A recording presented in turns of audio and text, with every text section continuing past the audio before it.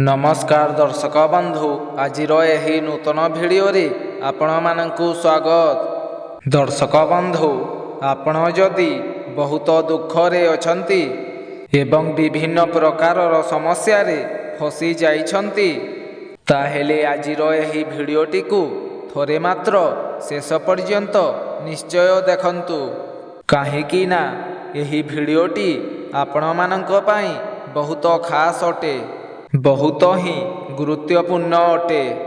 आजिर यही भिडियोरे आमे आलोचना करिबा कहार नाम चिंता करी बाछंतु गोटिए नंबर एवं देखंतु आपणकर दुख केबे सरीब।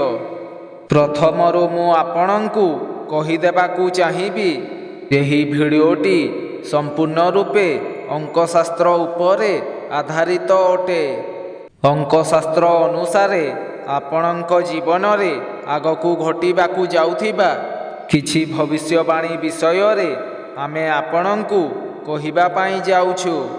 देखंतु दुनिया रे एमिति कोनोसी व्यक्ति नाही जिए कि निजर भविष्यत विषय रे जानिबा पाई चाहि न थाए। सदा सर्वदा आम जीवन रे एमिति किछि घटी थाए जहा आम जीवन रे हठात घटी थाए, जहा पाई आमे पूर्वरु प्रस्तुत न थाउ। आमर समय एमिति चली थाए कि जहा कि आमर किछि अतीतर कर्म किंबा पूर्वजन्मर किछि कर्म पाई आमे एपरि भोग करि थाउ एवं आपणक जीवन रे आगकू जहा भी किछि घटिबाकू जाउअछि ताहा मध्य आपणक कर्मर फल अनुसारे आपणंकु प्राप्ति हेबो। तेबे जहा तो घटिबार अछि ताहा तो निश्चिंत भावरे घटिब। जदि आमे आगुआ किछि संकेत जानि पारिबा तो आमे किछि मात्रारे सचेतन रहि पारिबा। सेथिपाई एही भिडियोटी आपण मानक पाई बहुत उपयोगी अटे। आपण आपणकर फायदा निमंते एही भिडियोटी को शेष पर्यंत निहाती देखंतु। आपणकर स्क्रीन उपरे तीनोटी नंबर दिया जाइछि, 1 नंबर, 2 नंबर एवं 3 नंबर। एही 3 गोटी संख्या मध्यरु आपण माने कोनोसी भी गोटिए संख्या को बाछंतु एवं जानंतु आपणकर आगामी भविष्यत किपरि रहिबो। वर्तमान समय आपणकर किपरि चालुछि एवं बहुत किछि गुप्त कथा एही भिडियो माध्यम रे जानि पारिबे। आपण मानक पाई 5 सेकेंडर समय रहिछि। आपण एथि मध्यरु कोनोसी भी गोटिए संख्या को बाछंतु। जेउ संख्या को अधिक पसंद लागुछि सेही संख्याटी को बाछंतु। सेही संख्यार आधार रे आपण आपणकर निजस्व जीवन विषय रे बहुत किछि जानिबाकू पाइबे एवं आपणक जीवन रे कोन सबु परिवर्तन आसीबाकू जाउछि एवं आपणकर दुख केबे सरीबाकू जाउछि। एहा पूर्वरु जदि भिडियोटी भलो लागि थाए ताहेले भिडियोटी को लाइक करी कमेंट बॉक्स रे आपणक प्रिय देवादेवींक नाम अवश्य लिखि दियंतु।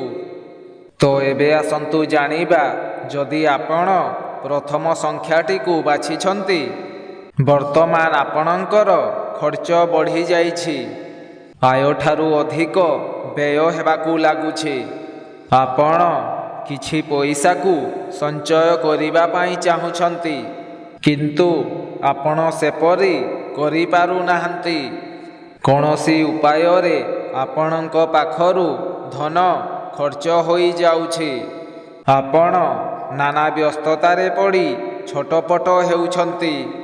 मनरे विभिन्न प्रकारर आशंका आसुछि। मनकु मन आपणक आपणार लोकमाने आपणंकु छाड़ी दूरकू चली जाउछंती। टिके टिके कथा पाई आपणंकर संपर्क भांगी जाउछि। आपण पूर्वरु जाहाकू भलो पाउथिले से वर्तमान आपणंक ठारू दूरेई जाइछि। एपरि किछि समस्या आपणंक निकटरे ବର୍ତ୍ତମାନ ଉପସ୍ଥିତ ଅଛି। ବର୍ତ୍ତମାନ ଆପଣ ବହୁତ ସମସ୍ୟା ଦେଇ ଗତି କରୁଛନ୍ତି। ତେବେ ଜାଣି ରଖନ୍ତୁ କି ଏହା ଆପଣଙ୍କର ପୂର୍ବ ଦଶାର ଫଳ ଥିଲା। ଏହି ଦଶା ପାଇଁ ଆପଣ ବର୍ତ୍ତମାନ ସର୍ବହରା ହୋଇଯାଇଛନ୍ତି। କିନ୍ତୁ ଈଶ୍ୱରଙ୍କ ଆଶୀର୍ବାଦରୁ ଆପଣଙ୍କର ସେମିତି କିଛି ବଡ଼ ଅଘଟଣା ହୋଇନାହିଁ। ଆପଣ ବର୍ତ୍ତମାନ ଚିନ୍ତା ପ୍ରକାଶ କରନ୍ତୁ ନାହିଁ। ଆପଣଙ୍କର ଖରାପ ଫଳ ଭୋଗିବାର ସମୟ ଚାଲିଯାଇଛି ଏବଂ ବର୍ତ୍ତମାନ ଆପଣଙ୍କୁ ଶୁଭ ଶୁଭ ଫଳ ପ୍ରାପ୍ତ ହେବାକୁ ଯାଉଛି। ଦର୍ଶକ ବନ୍ଧୁ, ଯଦି ଆପଣ 1 ନମ୍ବର ସଂଖ୍ୟାଟିକୁ ବାଛିଥିଲେ ତାହେଲେ କମେଣ୍ଟ ବକ୍ସରେ 1 ଲେଖିଦିଅନ୍ତୁ। ତ ଏବେ ଆସନ୍ତୁ ଜାଣିବା 2 ନମ୍ବର ସଂଖ୍ୟା ବିଷୟରେ। ଯେଉଁମାନେ 2 ନମ୍ବର ସଂଖ୍ୟାଟିକୁ ବାଛିଛନ୍ତି ସେମାନଙ୍କର ଭାଗ୍ୟ କ'ଣ କହୁଛି ଆସନ୍ତୁ ଜାଣିବା। ଦେଖନ୍ତୁ, ବର୍ତ୍ତମାନ ଆପଣଙ୍କର ସ୍ତ୍ରୀ ଲାଭର ଯୋଗ ଦେଖାଦେଉଛି। ମନର ସମସ୍ତ ଇଚ୍ଛା ବର୍ତ୍ତମାନ ପୂରଣ ହେବାକୁ ଯାଉଛି। କର୍ମକ୍ଷେତ୍ରରେ ଯେଉଁମାନେ ସିଦ୍ଧି ଲାଭ କରିପାରୁନଥିଲେ ସେମାନଙ୍କୁ ନୂତନ କର୍ମ ପ୍ରାପ୍ତି ହେବାକୁ ଯାଉଛି। ଏବଂ ଯଦି ଆପଣ କର୍ମକ୍ଷେତ୍ରରେ ଅଛନ୍ତି ତାହେଲେ ମଧ୍ୟ ଆପଣଙ୍କର ପ୍ରମୋଶନ ହେବାର ଯୋଗ ରହୁଛି। ମନେ ରଖନ୍ତୁ, ଶୁଭ ଫଳ ସର୍ବଦା ବିଳମ୍ବରେ ଆସିଥାଏ। ଅପେକ୍ଷାର ଫଳ ମିଠା ହୋଇଥାଏ।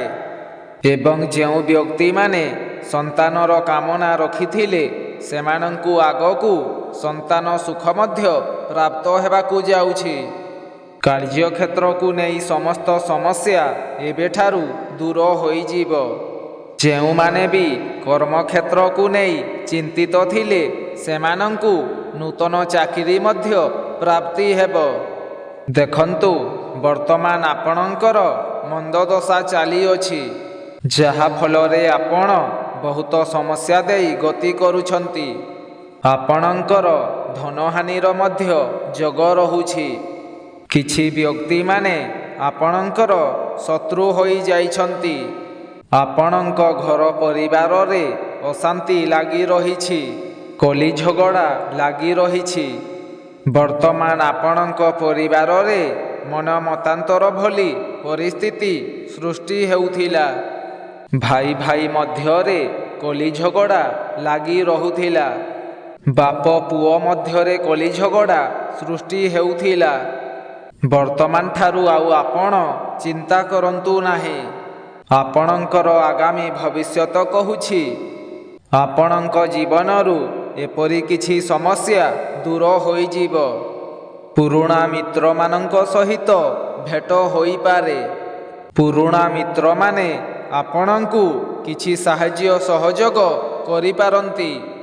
ଆପଣଙ୍କର ସମସ୍ତ ଶତ୍ରୁମାନେ ପରାଜିତ ହେବେ। ସମସ୍ତ କାର୍ଯ୍ୟରେ ଆପଣଙ୍କୁ ସଫଳତା ପ୍ରାପ୍ତି ହେବ। ଆଉ ଆପଣ ଚିନ୍ତା ପ୍ରକାଶ କରନ୍ତୁ ନାହିଁ। ଗ୍ରହମାନେ ଆପଣଙ୍କର ସପକ୍ଷରେ ଅଛନ୍ତି।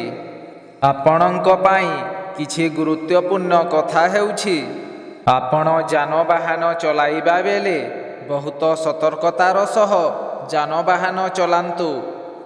ଦର୍ଶକ ବନ୍ଧୁ, ଯଦି ଆପଣ 2 ନମ୍ବର ସଂଖ୍ୟାଟିକୁ ବାଛିଥିଲେ ତାହେଲେ କମେଣ୍ଟ ବକ୍ସରେ 2 ଲେଖିଦିଅନ୍ତୁ। ଦର୍ଶକ ବନ୍ଧୁ, ଏବେ ଆସନ୍ତୁ ଜାଣିବା ଯେଉଁମାନେ 3 ନମ୍ବର ସଂଖ୍ୟାଟିକୁ ବାଛିଥିଲେ ତାଙ୍କର ଭାଗ୍ୟ କ'ଣ କହୁଛି। ଦେଖନ୍ତୁ, କିଛି ଦୁର୍ଘଟଣା ଘଟିଲେ ଆପଣ କ୍ଲେଶ ପାଉଛନ୍ତି। କିନ୍ତୁ ଆପଣ ବାସ୍ତବରେ ଜାଣିପାରୁନାହାନ୍ତି କି ଏମିତି କାହିଁକି ହେଉଛି। ଆପଣ ଏହିଭଳି ପରିସ୍ଥିତି ଅତୀତ ଜୀବନରେ କିମ୍ବା ଆଗକୁ ଆସୁଥିବା ସମୟରେ ଅନୁଭବ କରିବାକୁ ଯାଉଛନ୍ତି। ସବୁ ସମୟରେ କିଛି ନା କିଛି ଅଭାବ ଲାଗି ରହୁଛି। ଆପଣ ଯେତେ ବି ରୋଜଗାର କରୁଛନ୍ତି ତାହା ଖର୍ଚ୍ଚ ହୋଇଯାଉଛି। ଆପଣ ଯେଉଁ ବି କାର୍ଯ୍ୟରେ ହାତ ଦେଉଛନ୍ତି ତାହା ସମ୍ପୂର୍ଣ୍ଣ ହେଉନାହିଁ। ସେଥିପାଇଁ ମଧ୍ୟ ଆପଣ ବହୁତ ଚିନ୍ତାରେ ଅଛନ୍ତି। ତ ଜାଣି ରଖନ୍ତୁ କି ଆପଣଙ୍କର ବର୍ତ୍ତମାନ ସମୟ କିଛି ଏହିଭଳି ରହିଛି। ଆପଣ କେବଳ ଏହି ସମୟକୁ ଅତିବାହିତ ହେବାକୁ ଦିଅନ୍ତୁ, କାହିଁକି ନା ଆଉ ଅଳ୍ପ ଦିନ ମଧ୍ୟରେ ହିଁ ଆପଣଙ୍କର ସବୁ ସମସ୍ୟା ଦୂର ହେବାକୁ ଯାଉଛି। ଗୋଟିଏ କଥା ମନେ ରଖନ୍ତୁ କି ଆପଣ କାହାକୁ ବି ଅତି ସହଜରେ ବିଶ୍ୱାସ କରନ୍ତୁ ନାହିଁ। ଅଯଥାରେ ଆପଣଙ୍କର ଧନ ବ୍ୟୟ ହୋଇଯାଉଛି।